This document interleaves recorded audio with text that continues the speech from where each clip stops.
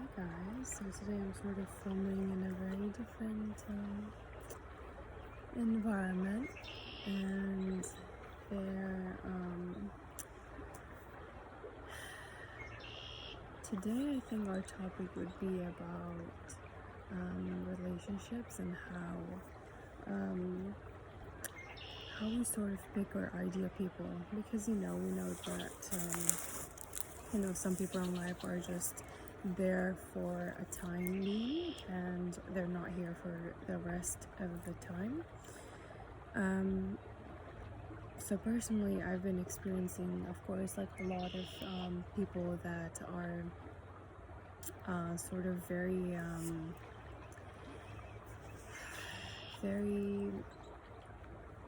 conditional. So it's like they would tell you to do stuff, and then it's kind of like, well, if you don't do it, you're kind of not my friend. And I've experienced that with a bunch of friends that I've actually had, and they've been very supportive and helpful, and but I had times where I actually filtered the kind of friendships that I've been having, because some of them are just you would go out with them and you feel like something is lacking, like you just both don't connect, or like as a group I would say. And just for me kind of moving in, there were like different kind of certain areas in life where I was like, oh, I'm not sure actually that I'll be hanging out with that person, because it's just something that I think that in life we all go through that, but as in having friends that are just conditional and kind of sort of always asking to do stuff, and just telling us that or just even comparing, because there are people actually that I know in my circle, people would tend to like compare and be like, oh, like she has some skills, or she's better with that, or she's better with that. And I'm out of there. When I see that happen, I'm just like, no, this is not maybe a place that somewhere I actually want to be with, because it's just very fake. And I think most of it are kind of nowadays. It's like we don't tend to so much find some person that is like authentic and being like, oh, okay, this is what I'm gonna bring to the table. But it's like we have people that are sort of they're just like for fun, and you go out with them and you're just like, well, these are not people you actually want to hang out with, because they're your people. And that's fine, because I think that we sometimes tend to feel like pressurized to like be with certain people so that we feel like fit in, or feel like, oh no, I feel bad of like hurting that person's feelings and whatnot. But I tell you what, it's not, it takes time to actually condition your mind to actually believe this, and just have like new thoughts and have like new meaning to that, because that usually dictates this,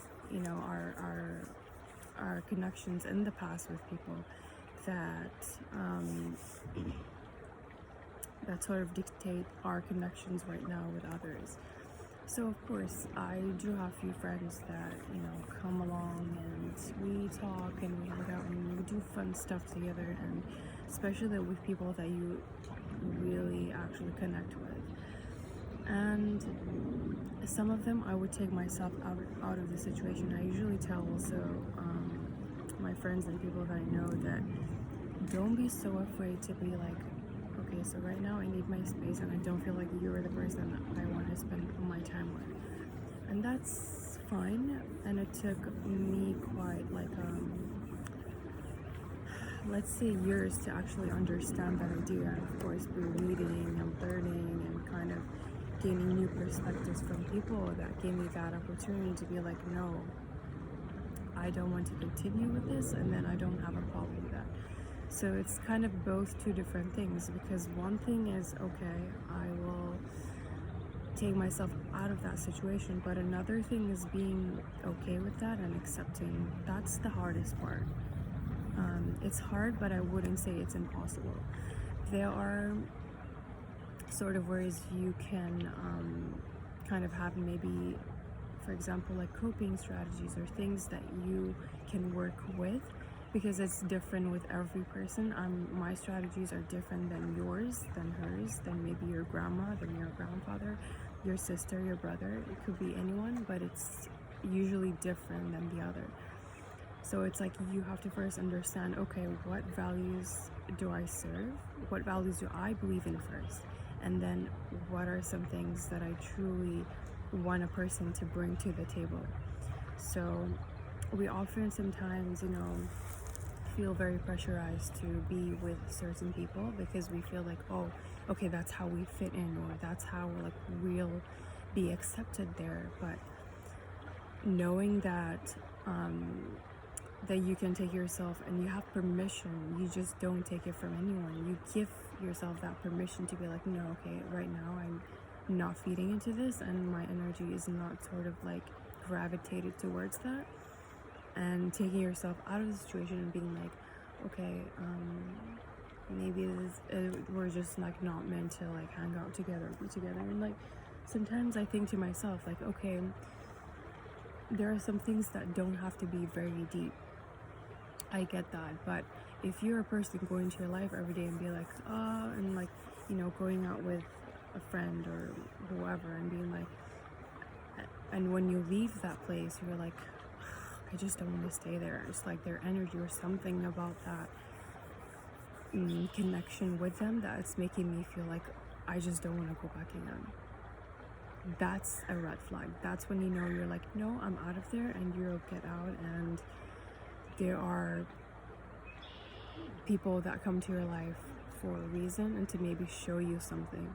For me, I had people that show me different things, like, okay, patience, maybe showing me abundance, maybe kind of love, that intimacy and pure love, and not coming from very conditional, like, okay, so if you do that, if you say that, or if you give that to me, then I will love you forever, or just an example.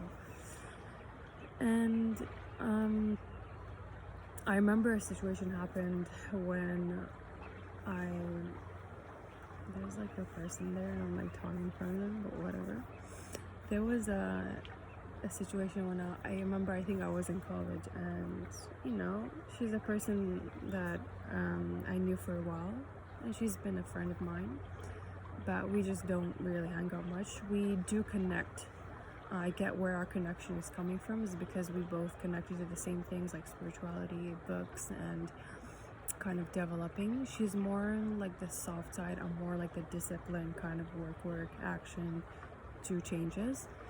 And then, there was a time where she wanted to go home to bring something, and I had another friend that tags along. It's like the three of us, like our trio kind of thing. And we sort of, when she went and she was like, oh, so I gotta grab something, and then I was very resistant. I was like, I'm not going back to that house. It was her place, and it's not that there's anything bad in that. I just didn't want to go. So then I felt obligated to actually follow her, because if I said no, it would kind of look or seem or sound rude, or like she would probably question like, oh, like why isn't she coming, and da da da. But then I'm like, you know what, just I'm gonna do it anyways. And I was just like, hey, I wanted to be like I had something else to do, and just kind of sort of look or seem that I'm busy and that I had other stuff to do, which is why I'm not going with her. But then I'm like, I don't want to do that. So I just told her, I was like, hey, like I hope it's not rude or anything, but I don't want to come, or I can't come or something. Would it be rude if I don't come? That's what I said. That's also sort of like taking value, taking permission, as opposed to being like, hey, you know what, I'm not coming. Or not in this kind of tonality, but being like, hey, I'm actually not coming, I have other stuff to do, whatever, you guys can go grab whatever you want and come back. And that sounded very like fair. But then I felt kind of the urge to be like, hey, would it be rude if I don't come, and it kind of sounded like I was like scared if whatever she responded back, you know, and like what if she said like, oh, you are being rude right now. And even if she said, it would kind of get to me, because at that point I was very like sensitive and like on the edge of like what other people are thinking, or like especially friends, and what am I gonna do if she said that and whatnot.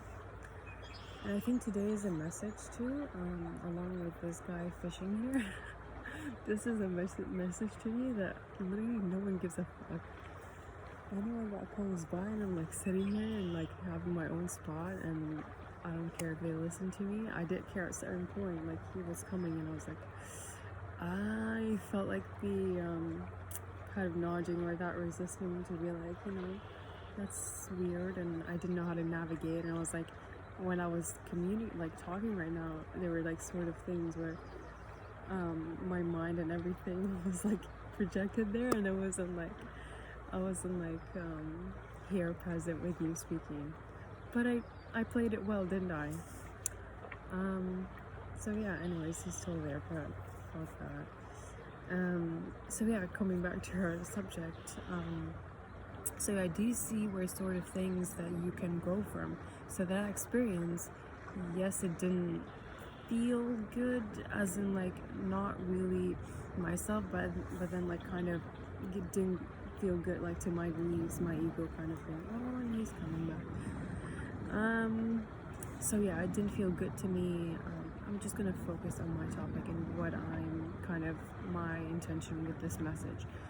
And yeah, of course, like I didn't feel good. I questioned myself after that, you know, just after leaving that conversation. It was just like a few seconds. Like now when I speak to this, I'm like, this was like like a 3 seconds, okay, bye, I'll see you. It was just a few minutes, and you know, but those few minutes kind of felt like it was ages of experiences, ages of like trauma with people, or like experiences with people. That felt more heavy to carry because it was something that I connected the dots to, when, you know, maybe having to like people please, or having to like say that I feel bad if I say that, and then the other person reacted that way. But after it, I really felt very empowered. I was like, this is what it sounds and feels and looks like to be like, to be on my own terms. And you know, you can say it in a very gentle way. You don't have to be rude and be like, oh no, I'm not coming. Even like with that comes over explanation. It's like over explaining to yourself and being like, I'm not coming. You know, for example, if I go back to that situation of mine and just kind of remember that situation, I could have said something like, you know, it's what it is and it's done. There's nothing that I can say any better or less or more, I think. But coming back to the situation, I was on the edge of saying, oh, like I have other things to do. But then I came back to myself, because that's how I was like very in tune with that in that situation. I just said, I felt the urge to explain and be like, oh, like I had other tasks to do and like I'm not free now to come. But that was kind of going against my my opinion, because my opinion the first is like, no, I don't want to go. It's not like I can't go, because there's a difference. You can't, and you want and can't. And also there is also a piece to that as a must too. But there is can't. It's kind of speaking also from a place of willing. So I'm not willing to go with her at that time, because I didn't feel like it. It wasn't like I couldn't. I could have if I wanted to, but I just didn't want to. So do you see the difference? Like there are differences between like could, can, want, shoulds, must. There are also things that we've been conditioned to like, or like I can't say that. I started to kind of re-own that part of me that kind of was like suppressed of believing that and saying that I should be doing something and obligated. And you know, I worked a lot with that with my therapist and with a coach that I had, and she helped me kind of work towards that. And I'm still going to her, but we haven't touched bases on that yet. But to me, that's a very important piece, because that's speaking to your opinion, to your voice. You know, there's like energy centers, right, in our body, and you know, we sort of sometimes feel tightness in some of them, or like a few or one. Okay, the seagulls are joining me right now. Where I tend to find most tension in is here. This is the area that I need to focus on and expand and stretch as much as I can. And it differs from every person. With me, I know it's either my throat chakra or somewhere here in my heart. So it's between this area. So there is obviously your solar. I don't, in terms of that, I didn't memorize them, but they're like sort of solar plexus, so head, crown, throat chakra, heart chakra, and then I think solar plexus, and then it goes down to the root, base, what else? I feel like I'm missing something. So head, heart, here, like sort of abdominal area, and then through, I think this is down the root, and then here's like the solar plexus, heart. Yeah, I think I'm good with that. Yeah, it's like 1, 2, crown, heart, solar plexus, root. I feel like I'm missing one. I think it's 5 energy centers. So crown chakra. Oh, crown. I missed the throat. My most significant one. Throat, no, root chakra, throat, heart, solar plexus, and root. There we go, 5 of them. So they all 5 operate in different frequencies, and if you don't kind of cleanse and energize those parts, first you have to know where your blockages are, what is it, what's the cause of it, and where it's coming from. And yeah, I know I sort of like diverted away from the topic that was relationships, or sort of like connections, but you know, my point with that, with the throat and like energy centers, is that there are some energy centers that store a lot of energy, and you know that when you feel tense, like a lot of tension. Say for example, for me, I would use myself as like here, throat area, like when I don't like vocalize myself and speak my opinion, here is like more like opinion, my voice, my thoughts, expression, I think, yeah, that's the word, being expressive. So this is the area where I tend to hold most power in, I feel like, and also because sort of sometimes there's suppression, and the more that I do that, the more that I suppress my opinion, whatever I'm meant to be saying, it closes off more, and I feel like I clear my throat a lot, more than once a day, more than one time a day. So you also have to like work on these centers, and you know, there are a bunch of YouTube videos and like even meditations, or even ways to soften that area, and you can do it a bunch of different ways. I'm honestly not a very big fan of crystals, or let's say I haven't tried the crystals, but I've heard a lot of healing benefits of crystals for each chakra, and like the colors and everything. Being that I'm wearing blue right now, I feel like the throat is a blue, if I'm not wrong. That would be funny if I was wrong about that. I wouldn't be. So yeah, just hone into yourself, reflect of yourself, be aware of the people that you that would be easier if I put them in like points, but I just haven't written any script or anything down, so I'm just like talking to it. Be aware. I think so. First thing is be aware of who you spend your time with, and who you give your energy to what are your values in a friendship or a relationship, or just what are your values. I'm just complicating this. 3 would be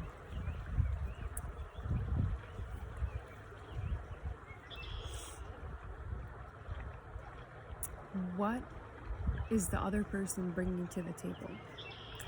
What are they adding to the relationship or the friendship?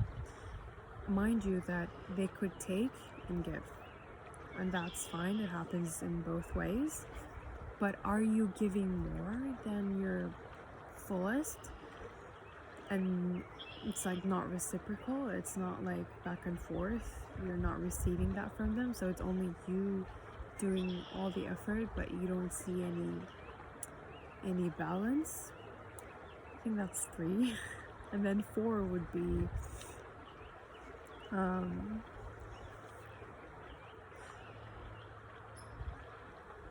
just kind of trying to go through what I was talking about.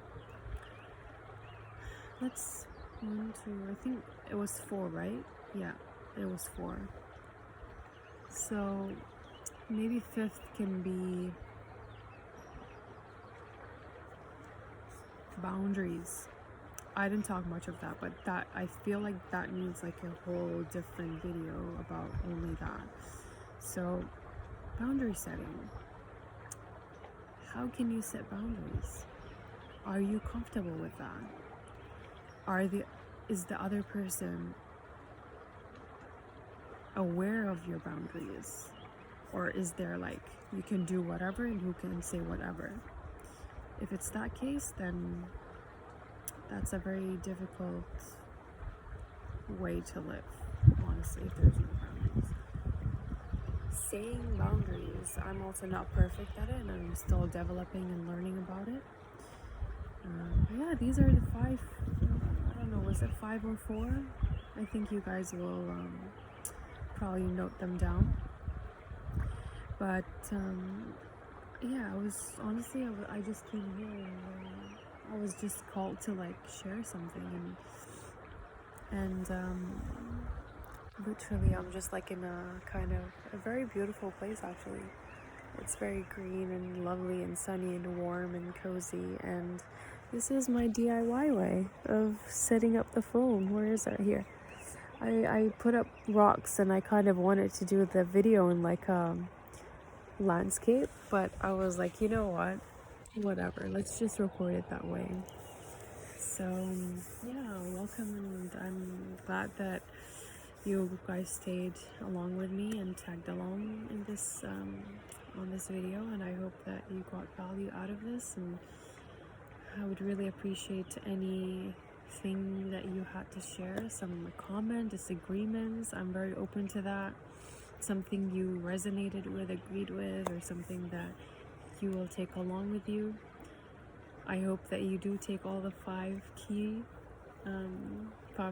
to healthy, successful relationship or connection. And you can add your own too, but these are kind of maybe my top for right now and where I'm at in life. So, but yeah, I was really honored, and I'm really happy to share that with you all, and I'll continue, hopefully, to be consistent in sharing things with you, and you know, just from experiences and not having it to sound perfect. And this is not going to be edited in any way or form. It's just raw as it is. I'm here in nature, just with the water and sound of birds and just the warmth of the sun. And it's beautiful as it gets. So thank you, my loves, and I will see you in the next video, hopefully.